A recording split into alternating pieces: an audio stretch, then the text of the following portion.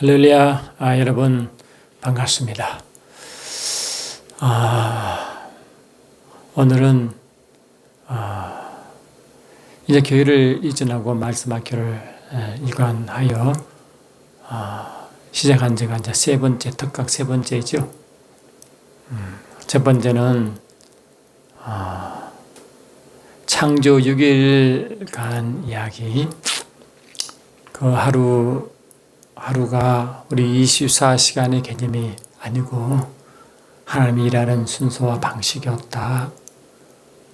그리고 그 사이사이 기간은 얼마인지 성경에서는 말하고 있지 않다. 그 24시간 개념이 아닌 것은 요음이라는 그 히브리어 단어가 뜻이 많은데 24시간 개념도 있지만 전체 계속적으로 이 뜻도 있다고 그랬어요. 그래서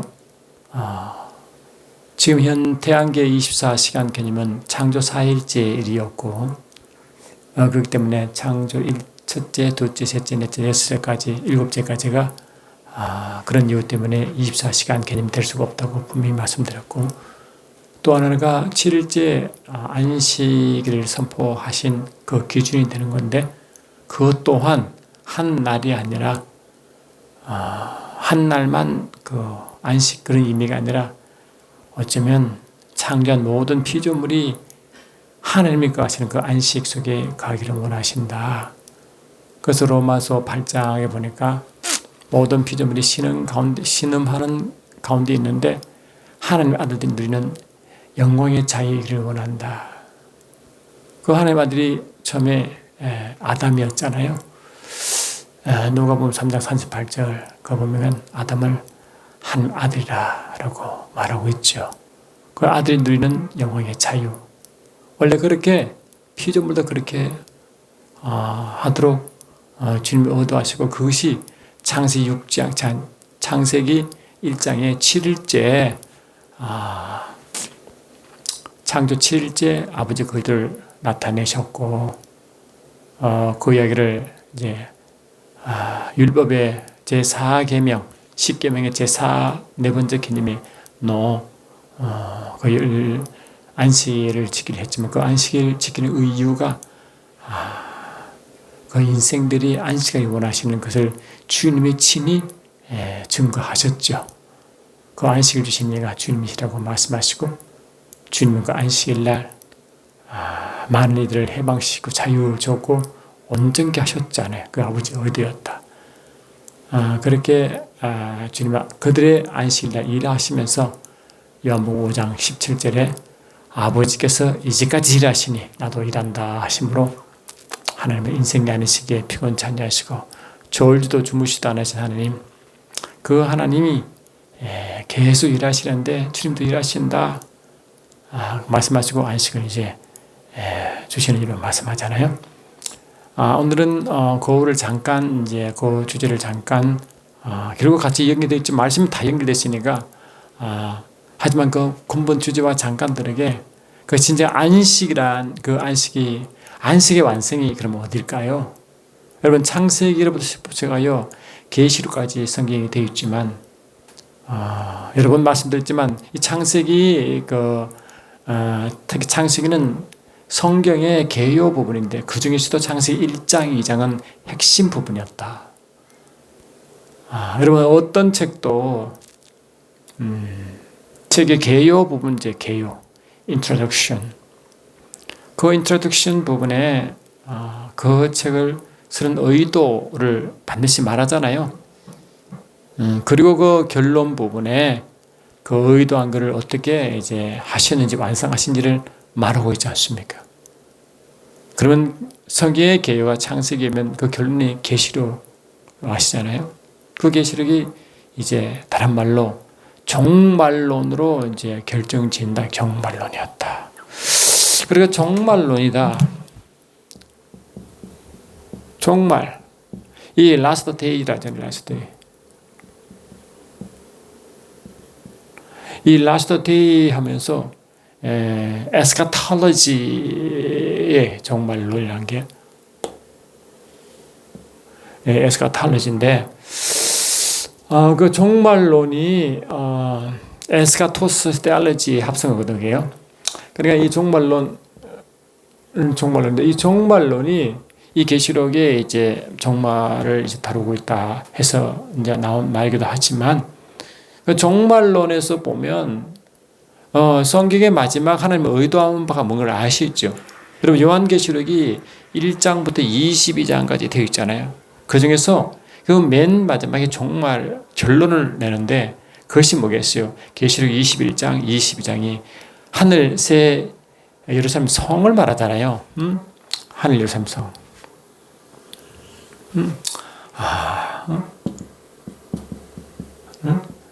새 예루살렘 성이다. 이렇게 했다. 근데 이 하늘 예루살렘 성 보니까 계시록 21장 3절 한번 보실래요? 3절 4절로 제가 기억하는데, 보세요. 21장 3절 4절 한번 보세요. 보시면 2절부터 1절부터 보시는 게 낫겠습니다. 또 내가 새하늘과 새 땅을 보니 처음 하늘과 처음 땅이 없어졌고 바다도 다시 있지 않더라. 또 내가 보매 거룩한 성 새 예루살렘 성이 하나님께로부터 하늘에서 내려오니 그 준비한 것이 신부가 남편을 위하여 단장한 것 같더라. 내가 들으니 보호자에서 큰 음성이 나서 이르되 보라, 하나님의 장막이 사람들과 함께 있음에 하나님이 그들과 함께 계시리니 그들은 하나님의 백성이 되고 하나님은 친히 그들과 함께 계셔서. 이 새 예루살렘 성이 하나님께로부터 하늘에서 내려오는 것을 보여주는 거예요. 그 새 예루살렘 성. 근데 이 새 예루살렘 성 앞에 새가 빠지면 예루살렘 성이잖아요. 이 예루살렘 성은 이스라엘의 땅에 사람의 손으로 지은 그 성 안에 있잖아요. 근데 여러분 이미 말씀을 많이 들었지만 히브리서 8장 5절부터 시작해서 9장 1절 계속 말씀 보면 성서도 그렇지만 예배도 제사도 또 구약도 어쩌면 다 비유입니다. 비유. 그림자 비유. 그런 거죠. 그러니까 이 비유적으로 그 진리 영적인 말씀을 전하잖아요. 영적인 그 말씀을 전한단 말이죠. 근데 이 땅에 이스라엘은 요한복음 18장 37, 38 보니까 예수님이 말씀하시는 그 예수님이 유대인의 왕이신데 주님은 그 나라가 어떤 나라, 분명히 주님은 내 나라는 이 땅에 속하지 않다 했으니까 이 땅에 속한 나라가 아니라는 거거든요. 이 땅에 있는 그런 아니다. 이 땅에 속하지 않는 나라가 뭔가 하늘나라겠죠. 예수님은 하늘나라의 왕이시다. 그러면 그 땅의 유대인의 왕인데 유대인은 어떤 나라? 한 나라에 속하는 유대인 말. 한 나라에 속한 유대인 뭐예요? 영적인 유대인이겠죠. 구원받은 백성들. 그러니 하나님은 구원받은 백성들의 왕이시고 그 백성은 하나님의 백성이거든요. 근데 구원받은 백성들의 모임을 말하냐? 그게 예루살렘 성으로 표현합니다. 나중에 시온성, 예루살렘 성. 근데 히브리서 11장을 보면요, 이 11장 보시면 이 땅과 하늘의 땅의 비유, 하늘 실체를 말씀하시고 이 땅에는 예루살렘 성이 하늘 예루살렘 성으로 비유합니다. 히브리서 11장 10절 14절 안에 내용인데 제가 핵심만 말씀드릴게요. 히브리서 11장을 잠깐 갔다 오시면요, 이런 말씀이 있습니다. 히브리서 11장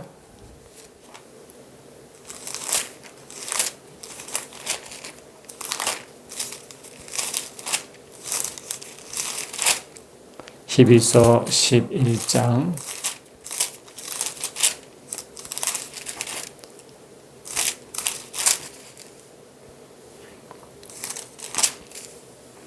11장 10절 이는 그가 하나님이 계획하시고 지으실 터가 있는 성을 바라보았다. 하나님이 계획하시고 지으실 그 성이 하늘이라. 하늘.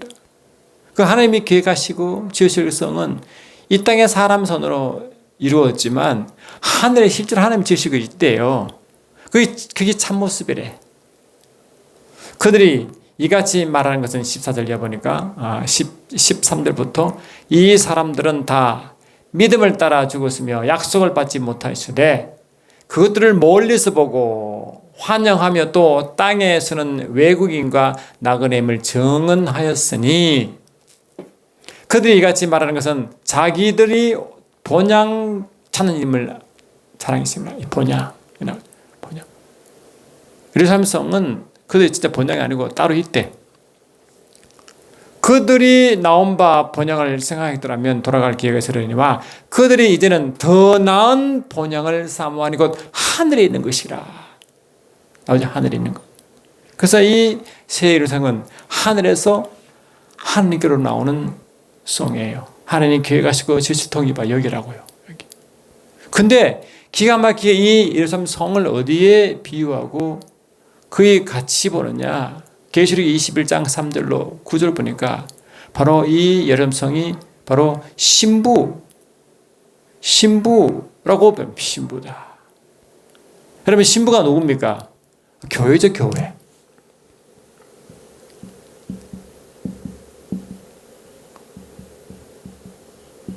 어린 양의 신부라면 어린 양의 신부다. 예루살렘 성이 말해요. 참 영의 세계는요. 우리가 이성적인 이 땅의 개념으로 이해하기 힘든 게 너무 많아요. 이 땅은 인간의 논리가 있죠. 그러나 이 영의 세계는 영의 논리가 있어요. 그 영의 논리는 이 땅의 논리와 같지 않아요. 많이 달라요. 영은 이미 4차원 세계를 넘어있기 때문에 3차원 세계에서 말하는 것과 전혀 다릅니다. 영은요. 이 3차원의 지배를 받지 않잖아요. 영은 3차원의 지배는 시간과 장소에 지배받습니다. 제한받는다. 그러나 영의 세계는 시 공간을 제한받지 않은 거 아시죠? 시 공간을 초월한 삶을 그런 삶이 진정한 어쩌면 자유한 삶입니다.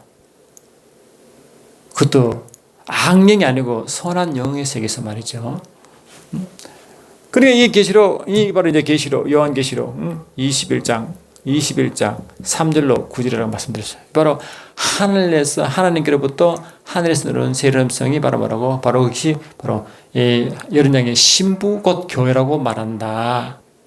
그런데 이 예루살렘성이 하나님에서 내려온 하나님께서부터 하늘로부터 온다. 이 하나님께로부터 그래 하나님 품속에 있다가 하늘에서 내려오니까 하나님 품속에 있는 것이 뭐라고 바로 얘기를 하는 거예요.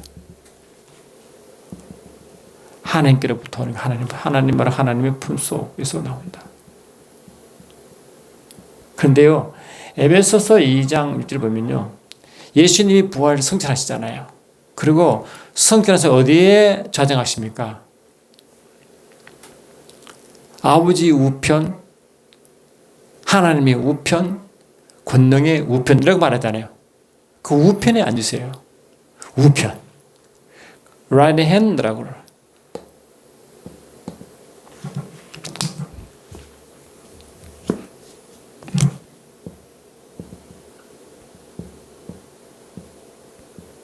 이 right hand는 left hand, right hand 그 뜻이 아닙니다. right side, left side 그러면 좌우라고 이 위치를 말하지만 이 영의 세계는요 그렇게 right side, left side 쓰지 않아요. 왜? 시간 공간을 초월한다 했잖아요. 그러면 right hand라고 하는 우편은 뭐냐? 영적 의미가 있다고요. 주님이 이 땅에 오셨을 때 그 예수님은 어디 계셨느냐? 요한복음 1장 18절 보니까 어느 때는 하나님 본 자가 없을 때 아버지 품속하신 독생자가 하나님을 드러냈다. 그 킹제임스 번역이 그렇습니다. 그래 하나님 품속에 계신 그 하나님이 참 하나님을 계시했대요. 그리고 예수님은 어디 아버지 품속에 계신 분이에요. 아버지 품속. 예수님이 이 땅에 이제 계시다가 30세가 되어 하늘 아버지 일을 시작할 때 침례 요한으로부터 침례 받고 시작하잖아요. 그게 마태복음 3장 15절 17절이에요. 그때 침례 받을 때 하는 권능이 강력한 권능이 예수님 위로 임하시는데 그때 하늘 아버지의 음성이 들립니다. 이는 내 사랑하는 자, 내 기뻐하는 자라. 그게 자기 품속에 계신 아들, 자기 품속에 계신 그 말씀에 대한 아버지의 태도예요. 아버지 심정이에요. 내 사랑하는 자, 내 기뻐하는 자라. 그래서 아버지가 가장 사랑하는 대상은요, 가장 사랑한 것을 아버지 품에 품으시고 그걸 가장 아낀다는 뜻이거든요. 가장 중요시 여긴다. 그게 바로 말씀 하나님이십니다. 말씀입니다. 예수님 하나님 말씀이잖아요. 말씀이 하나님이냐? 말씀 하나님 아니면 로고스. 근데 그 예수님이 이 땅에 십자가에 돌아가시고 하늘에 오르시는데 함께 하늘에 오르시고 함께 하늘에 앉혔다. 하늘에 오르셔 하늘에 앉으신데요. 이 하늘의 성천, 하늘에 오르셔 하늘에 앉으셨다. 이 하늘. 근데 이 새 예루살렘 성이 하나님께로부터 하늘에 선단 말이에요. 하나님께로부터. 이 하나님께로부터 아버지 품속이죠. 하나님께로부터 하나님에서부터 하늘로부터 온다. 이렇게 하나님 품속에서 계시다가 하늘로부터 이렇게 온다. 이래 됐단 말이에요. 이런 방식으로. 예수님은 하늘을 오르셨잖아요. 그 하늘인데 그 하늘이 뭐냐? 그 하늘 가운데서도 아버지 품속에 계신다. 그 출발은 아버지 품속이고 전체가 하늘이죠. 근데 저와 여러분 예수를 믿고 성령을 받으면요. 에베소 2장 1절에 함께 일으켜서 함께 하늘에 앉아 함께. 여러분 함께라는 게요. 굉장히 중요합니다. 여러분 한번 물어볼까요? 여러분 로마서 8장에 심례식 하죠. 심리는 원래 물속에 들어간다. baptized into water거든요. baptized into water. 근데 우리는 baptized into Jesus입니다. 예수님 안으로 침례받아요. 예수님 안으로 침례받는 의미는 뭔지 아세요? 예수님과 연합입니다. 완전히 하나입니다. 하나. 우리는 예수님 안으로 침례받습니다. 예수님 안으로 침례받는 자는 예수 완전 연합인데요. 연합은 완전 하나죠. 하나. 그래서 교회와 예수님은 하나라 그러면 하나입니다. 그 바로 예수와 교회는 부부 관계다 하잖아요. 예수가 우리 신랑, 우리는 거의 신부라. 그래서 이 교회를 어린 양의 신부라 하는 이유가 거기에 있다. 하나인데 이 하나는 영적으로 하나죠. 고린도후서 3장 17절에 영은 하나님의 영이 계신 것보다 자얌이 있다. 자얌이 있다. 영으로 하나 되면요. 하나님이 자유하신 지존자 하나님이시기 때문에 그 하나됨, 그 속에 하나가 딱 되고 그 하나님이 속성처럼 완전한 자유가 안 돼 있습니다. 이 자유는 안식과 평안을 포함하거든요. 하나님의 생명을 공유하는 거거든요. 그게요. 고린도서 7장인가 한번 갔다 오면요. 이런 말씀이 있습니다.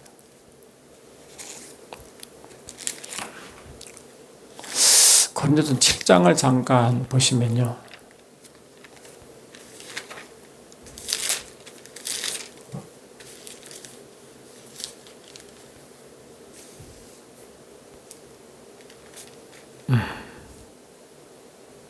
육 6장 17절 보면 주와 합하는 자는 한 영이다. 우린 주와 합했잖아요. 한 영이에요. 우리가. 그래서 우리는요. 우리 육체가 있고 혼의 정신세가 있지만 우리 영은요. 예수와 하나가 돼 있어요. 한 영이라니까요. 그러니까 예수님이 어디 갔는지 항상 하나가 돼 있다고요. 그게 물침례 예수님 안으로 침례할 때 그때 연합할 때 그 같은 연합이요. 영적 연합입니다. 이게. 그러니까 예수님이 어디 갔는지 우리 영이 함께 있다고요. 주님이 부활 승천을 하나님 우편에 앉았으면요. 우리도 거기에 있어요. 우리 영이 거기에 있다고. 신기하죠. 여러분 이를 아셔야 됩니다. 이걸 영적 비밀입니다. 근데 우리가 주님과 하나 되어 그 하나가 있으면 여러분 구약의 예루살렘 성이 어디 있습니까? 모리아 산 위에 있잖아요. 근데 하늘 예루살렘 성은 시온산 위에 있다. 시온산. 무슨 산? 시온산.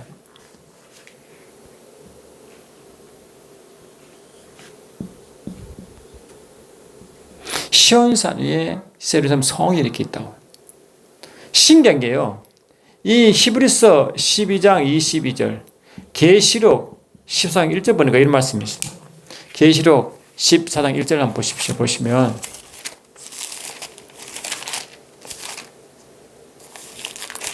계시록 14장 1절,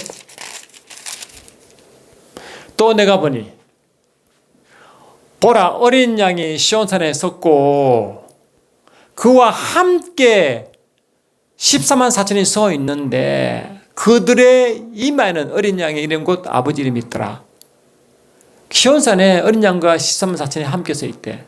여기 14만 4천은요, 구원받은 모든 성도의 상징수라고 말씀드렸어요. 다음에 성도와 예수와 함께 시온산에 있다는 거거든요. 그런데 히브리서 12장 매일 말씀이 있습니다. 무슨 말씀이 있느냐? 우리가 구원받고 성령 받으면 어떤 위치에 있느냐? 그러나 너희가 이른 곳, 도착한 곳, 너희가 도착한 곳은 시온산과 살아계신 하나님의 도성인 하늘 예루살렘 성과 이렇게 되거든요. 이미 우리가 어디에 도착했느냐? 시온산에 이미 도달했대. 그 시온산에 은혜와 함께 있대. 그래서 우리의 이름에는 그런 예수 이름 곧 하나님 이름이 이렇게 있대. 자, 기가 막힙니다.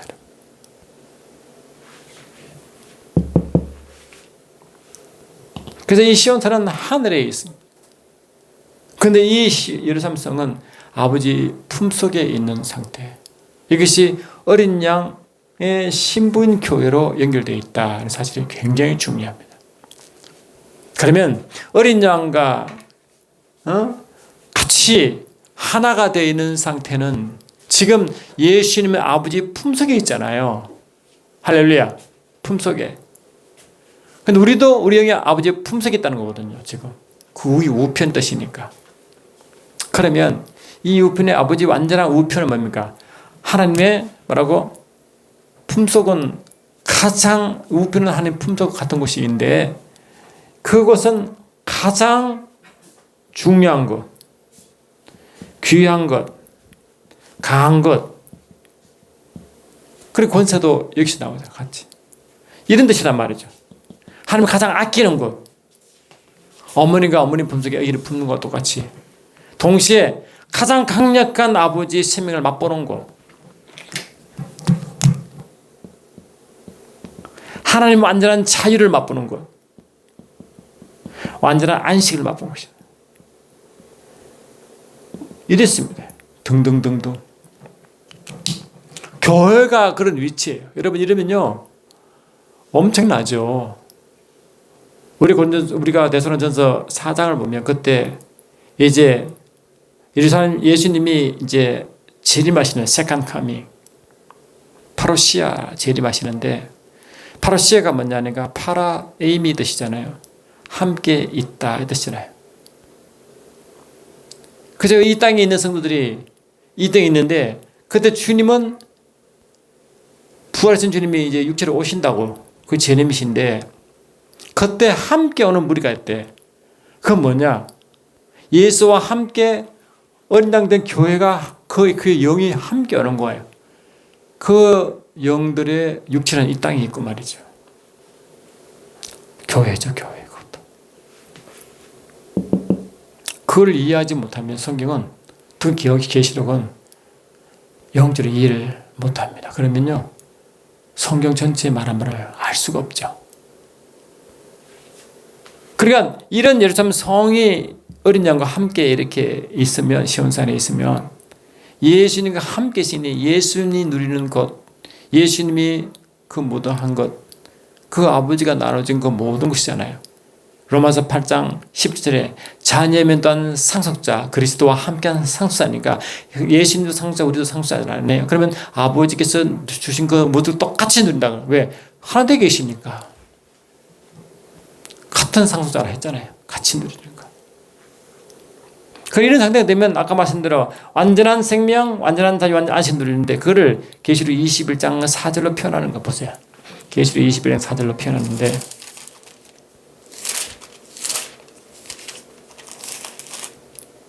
모든 눈물을 그의 눈에 닦아주시니 다시는 사망이 없고 애통하는 것이나 곡하는 것이나 아픈 것이 다시 있지 아니하리니 처음 것들이 다 지나갔음이니라. 근데 신체신지의 일선성을 말하는 게 편하지만 아프고 고통받고 혹하고 애통하고 그 다음에 이 저주 밤 이런 것들이 더 이상 없죠. 그건 다 땅에 있는 거잖아요. 이 땅에 누리는 것. 근데 땅에서 겪는 것들인데 아버지와 함께 있으면, 주님과 함께 있으면 절대 그런 게 없대. 그게 여기서 주님과 함께, 어린 양과 함께 서 있는 13만 4천 곧 성도들, 교회들이 누리는 모습을 그렇게 한다. 그럼 이 땅에 다 있는 때 주님과 깊이 있는 것에게는 거기에 상관없는 삶을 산다고. 그게 바로 임마누엘 한 백성들이 누리는 하늘에 속한 복들입니다. 그게. 에베소 1장 3절에서도 하늘에 신령한 모든 것을 우리에게 주셨다고 되어 있자. 그걸 우리 누리도록 되어 있단 말이죠. 그렇게 누림이 있어야 이 땅의 고통 가운데 이 땅의 그 모든 것에서 뭐랄까 자유할 수 있고 이 땅에다가 그 한 나라를 선포할 때 그 이 땅의 나라가 이 땅에서 그를 누리도록 나타난다. 그러게 우리가 복음을 선포하는 곳마다 그 천국 복음이죠. 그걸 한마다 천국이 그걸로 전파되기 때문에 천국에 있는 현상을 그대로 누리게 된다. 그렇게 귀신이 떠나고 각종 질병과 그것이 나는 이유가 천국이 임하기 때문에 그 천국을 맛보게 하는 것이거든요. 그렇답니다. 그러니까 이런 사람들은 뭐 완전한 임마누엘 상태다. 완전한 임마누엘.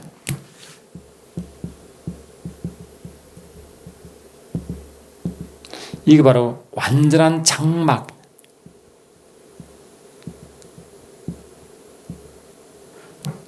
완전한 장막. 사실 그래서 이걸 모르고 계시록 21장 3절에 하나님의 장막이 있다. 표현하잖아요. 완전한 장막이다. 이게 완전한 장막 속에 있다. 이게 계시록의 마지막에 계시록 21장, 22장의 핵심이에요. 예루살렘 성. 그런데 핵심인데 더 큰 핵심은 뭐냐? 여러분 성전은 어디 있어요? 예루살렘 성 안에 성전이 있잖아요.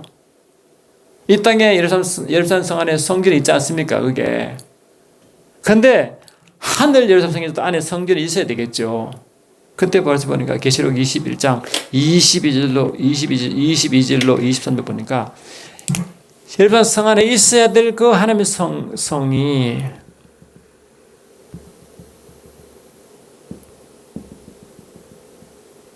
이 안에 있어야 될 하나님의 성전, 이 성전이 보이지 않는데, 그러면 예루살렘 성 안에 성전이 있어야 될 성전이 보이지 않고 대신 누가 보느냐? 이 하나님과 어린 양이 그 성전 자체가 된대요. 이 말은 뭡니까? 예루살렘 성 안에는 성전이 있어야 되는데 성전은 보이지 않고 하나님과 그 어린 양이 성전 자체가 되기 때문에 이 예루살렘 성은 어쩌면 하나님 백성을 영적으로 의미한다고 그랬지. 왜? 그 어린 양의 신부니까. 그 신부 안에 아버지와 어린 양이 하나가 되어 완전히 합의되는 영적 완전한 합일입니다. 다시 말하면 이 몸된 교회와 삼위일체하나님과 완전한 하나가 되는 완전한 하나. 그게 하나님의 의도한 바였습니다. 이게 이 요한계시록 마지막 종말에 완성된 그런 말을 보여주고 있다. 이 계시록 21장 22절 23절 말씀이라고. 이게 그러면 이것이 마지막 이 계시록 21장 22장에서의 하나님 말씀하시고자 하시고 계시하시고자 하는 그 마지막에 이게 나타나기 때문에 성경 전체는 이것을 향해서 온다는 겁니다. 이것을. 종말은 마지막 성경의 마지막이고 결론 부분이니까요. 여러분 이게요. 이걸 볼 줄 알아야 계시록을 보고요. 이걸 봐야 성경 전체 흐름을 볼 수 있습니다. 여러분. 이게 의도였습니다. 이 의도를 나타내신 이가 예수님이시고 그 의도를 본을 보이신 이가 예수님입니다. 근데 예수님은 이 땅에 오실 때 어떻게 오셨습니까? 아버지 이름으로 오셨고 아버지 이름으로 행하셨다고 되어 있죠. 그리고 계시록 3장 14절에 예수님 아멘이시고 충성되고 신실한 증인이시여. 충성되고 신실한 증인이시다. 계시록 1장 5절에서도 예수님을 신실한 증인으로 바로, 요한복음 18장 38절에서도 진리를 증거하는 분이다. 요한복음 1장 18절에서도 참 하나님을 계시하는 자다. 요한복음 3장 31절로 34절에서도 예수님은 참 하나님을 계시하고 증거한 자다고 계속 나온다고요. 그 예수님을 통하지 않고는 아버지 참 하나님을 볼 수가 없어요. 예수님이 전하는 그 참 하나님이 참 하나님이시고 예수가 전하는 그 나라가 참 나라예요. 그게 마지막 때면요, 하나님 나라가 여기 있다 저기 있다 말 많아요. 여기 하나님이 계시다 여기 하나님이 계시다 말 많아요. 그러나 유일하게 기준받는 것은 어린 양 예수님이 증거하는 그 나라와 그 하나님이 참 하나님과 참 교회입니다. 참 나라라고, 참 나라. 할렐루야. 이게요 굉장히 중요해요. 그래서 요한복음 12장 48절로 49절 보시면 정확하게 이걸 이제 나타내는데 한번 보십시오. 이런 사건들을 누가 했냐? 이게 보면 이 요한복음 12장 49절로 50 보시면 이렇게 되어 있습니다. 한번 보셔요.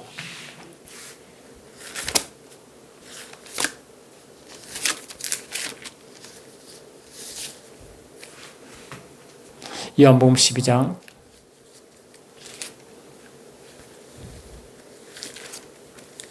49절로 내가 내 자유로 말한 것이 아니요 나를 보내신 아버지께서 내게 말할 것과 이룰 것을 친히 명령하여 주셨으니 나는 그의 명령이 영생인 줄 아노라. 그러므로 내가 이르는 것은 내 아버지께서 내게 말씀하신 그대로니라 하시니라. 예수님은요 아버지께서 보내셨고 아버지가 명령하신 것만 전하죠. 그 명령을 가져왔는데 그 명령이 영생이다 합니다.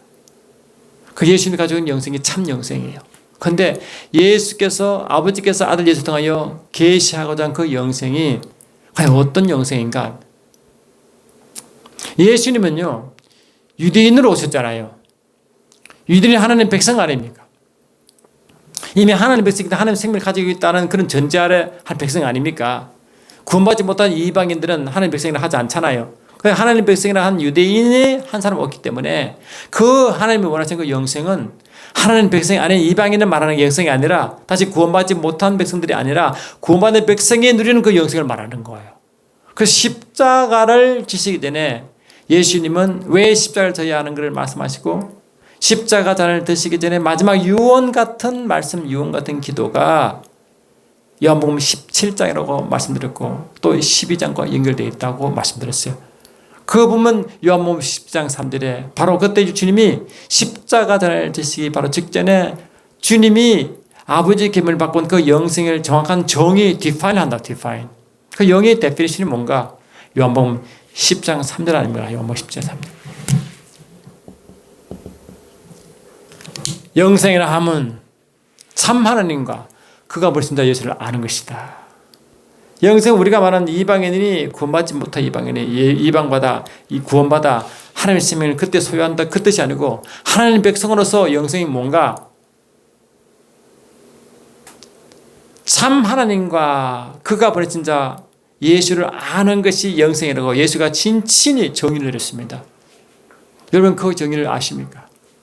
그러니까 이 참된 영생은 하나님 백성이 누리는 그 영생은 뭔가 예수와 아버지와 하나가 되게 하시는 성령이신데 성령으로 예수와 하나 된 그 삼위일체 하나님과 깊이 이 안다가 이 머리 헤드 날리지가 아니고 이성 지식이 아니고 그걸 뛰어넘어 영적 지식을 누리며 아버지와 아들 예수님과 성령으로 완전히 하나가 되어 깊은 경험과 체험을 누리는 치밀한 관계성을 말하는 거예요. 강력한 관계성. 임마누엘의 관계성을 요구하는 거예요. 그게 영생의 의미가. 그래서 이 영생은 아버지께서 원하심을 예수가 가지고 오시고 그를 계시했기 때문에 아버지가 영원하게 마음을 품고 요구하는 것이 영생입니다. 그래서 그 영생이 어디 있다고? 이 사도 바울이 디도서에 그를 계시하죠. 디도서 1장 2절 다시 보세요.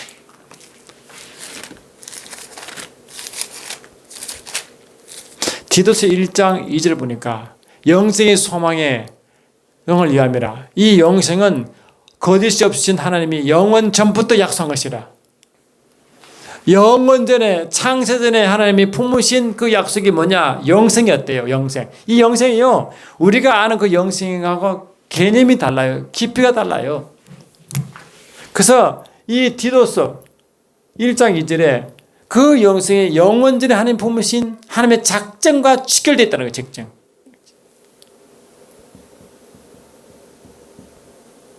영생, 하나님의 작정의 핵심이다.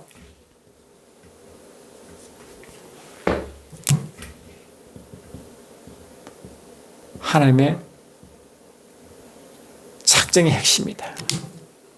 뜻과 목적의 핵심이 영생. 그게 뭔가 하나님의 백성과 하나님의 기쁜 관계성을 설정하신 거, 영원전에. 그걸 하나님의 목적이었어요. 할렐루야.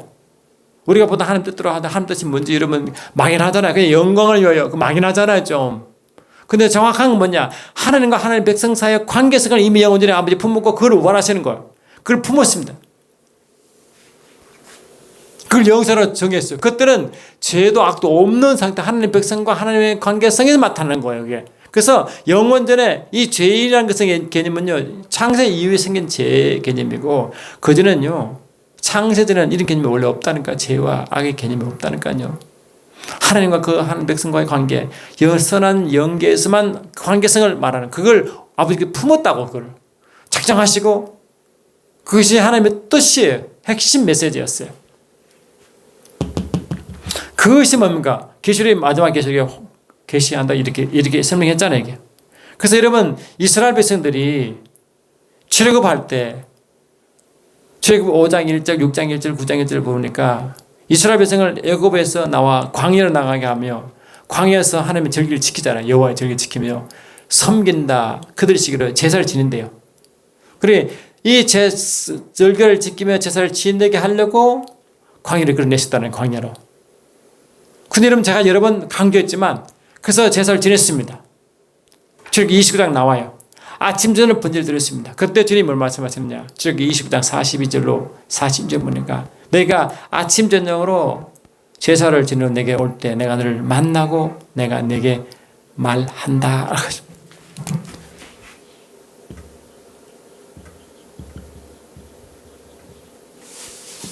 이게요, 이게 출애굽의 원래 아버지 마음이었어요. 의도였어요. 출애굽 의도는 뭐냐? 내가 너를 만나고 내가 너에게 말하겠다. 46절 보니까 내가 너희 가운데 거하려고 내가 너희를 애굽에서 이끌어냈다. 그러면 내가 너희 가운데 거하려고. 이게 아버지 마음이에요. 여러분, 출애굽이 영적으로 십자가와 영있는 게 아시죠? 십자가와. 그 십자가 잘 드시기는 주님이 그렇게 말씀하셨잖아요. 그 영생이라는 것은 하나님, 참 하나님과 그가 보내신 예수를 아는 것이 영생이고 의도하는 게 바로 그와 똑같다고. 이게. 그게 주님이 아버지의 계명을 받은 것이고 그 계명을 영원히 아버지가 품었던 계명이었어요. 여러분 알고 있는 그 영생과 이런 말씀 듣고 영생이 다르다는 의미 아시겠습니까? 그 결론이 이 계시록 21장 20장에 새 예루살렘 성과 그 성이 나타남을 아시냐고요. 이스라엘 백성들은요, 출애굽한 이유가 절기를 지키며 제사를 지내잖아요. 그 제사 드리는 이유가 바로 핵심 뭐라고? 완전한 장막절, 완전한 하나님과 그의 백성이 하나 된 장막에 간다는 의도였구나. 할렐루야. 그러면 그 구약의 절기 중에 7절기 알죠?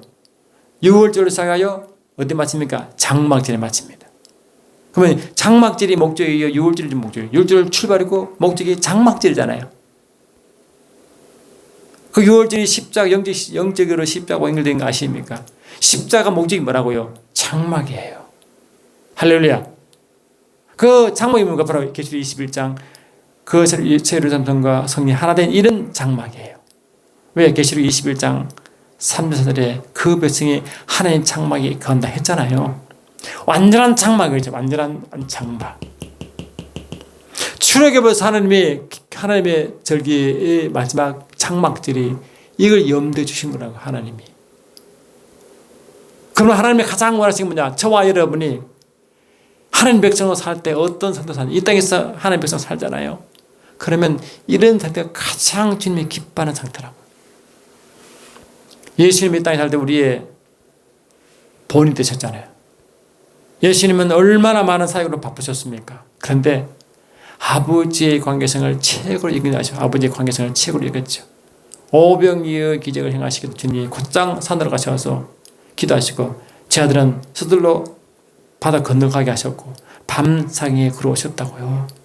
그만큼 주님은 그 피곤한 몸을 이끄시고 아버지의 깊은 관계를 맺습니다. 왜? 그분의 삶이 우리의 본이고 장막이 되는 거예요. 예수님이 이 땅에 오실 때 그 이름이 두 가지입니다. 마태복음 1장 21절로 23절 보니까 그 이름을 예수라 하라 하면 또 그 이름을 임마누엘이라 그랬어요. 그 이름이 예수님이 임마누엘입니다. 왜? 목적이 뭐냐? 죄 사함은 출발이고 아멘 합시다. 목적은 말하고 임마누엘 이걸 원한다고 좀. 임마누엘. 이게 이 상태 아닙니까? 이 상태. 이게 출애굽 목적 아니었습니까?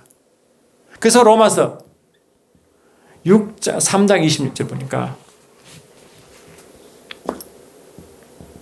3장 23절이냐 보니까 죄를 범함으로 하나님의 영광에 이르지 못하더니 죄 때문에 영광이 멀어졌다는 거예요. 그럼 목적이 죄입니까? 영광이 이릅니까? 영광이잖아요. 영광이 뭡니까?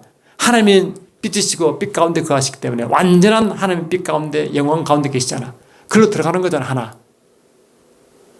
요한 1장 7절 5절로 7 보니까 하나님의 빛이시여 그 빛 가운데 거한단 말이 주님이 영광이시여 그 영광은 거하신다 이 말이잖아요. 그 상태가 바로 이 상태 아닙니까? 이 상태.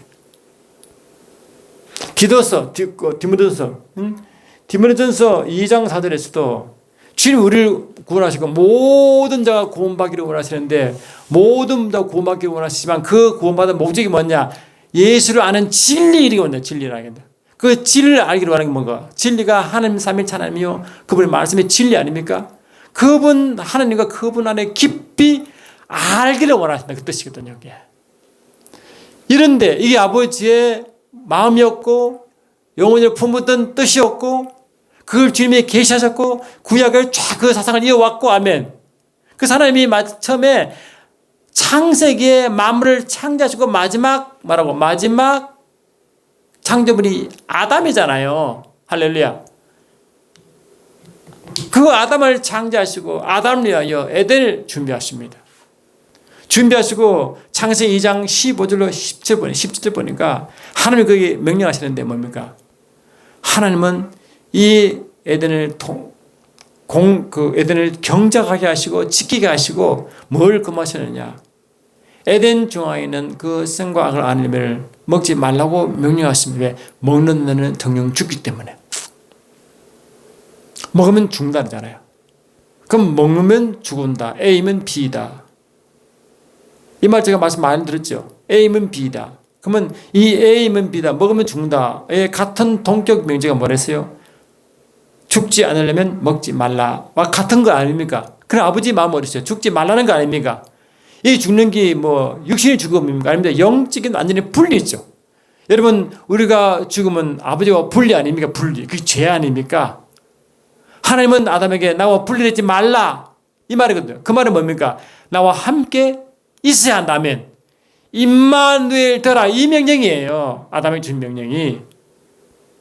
이 명령이 영원일에 아버지 품었던 말씀이요. 그 품었던 그 작정이요. 그 작정을 아담에게 요구하셨고 타락한 아담을 다시 회복시킬 때 이렇게 출애굽 통해서 말씀하셨고 하면 영적 십자가를 통해서 그를 하게 하셨고 이제 십자가 통과한 저와 여러분들은 그게 가야 삶을 이 땅에 살아간 삶도 이를 유지하도록 그걸 원하시고 맨 마지막 파이널 데스티네이션이 이거라고요. 계시록에. 이걸 모르면 여러분 전체 신학도 여러분 여기에 집중해야 되고 이 흐름을 봐야만이 압니다. 이것이 아버지의 핵심 뜻이요. 제가 그렇게 강조하고 싶은 계시적 중의 신학의 핵심입니다. 그래야 이 하나님 백성이 말하고 하나님을 알게 되고 아는 백성만이 그분을 계시하거든요. 이 땅에 이런 삶을 사는 자만이 아버지를 계시하고 그 나라를 계시하고 아버지를 나타낸단 말이에요. 그게 증인 아닙니까? 증인. 이렇게 살지 않고 어떻게 이런 사는 자만이 하나님과 깊은 관계성의 깊은 영성을 이루는 거예요. 이게 바로 참된 영성입니다. 참된 영성이 이거라고요. 이거. 여러분 이것이 참된 영성임을 아셨습니까? 굉장히 중요한 것입니다. 그래서 오늘은 아마 이런 이유로 말씀을 계속 나누겠지만 이게 너무너무 중요한 것이기 때문에 제가 신학교 강의를 지금도 하고 있는데 어제는 가서 이 말을 제가 전했어요. 그 신학생들이 너무너무 좋아요. 영적으로 아주 리프레시한 것을 느끼실 겁니다.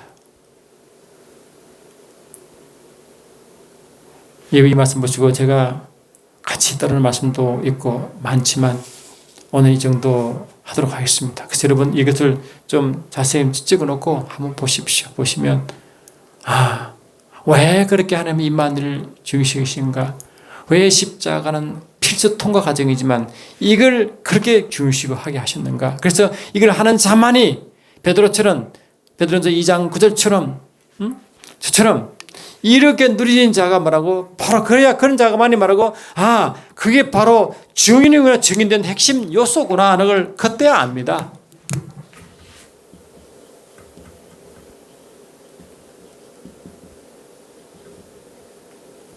그때서야 참된 증인이 됩니다.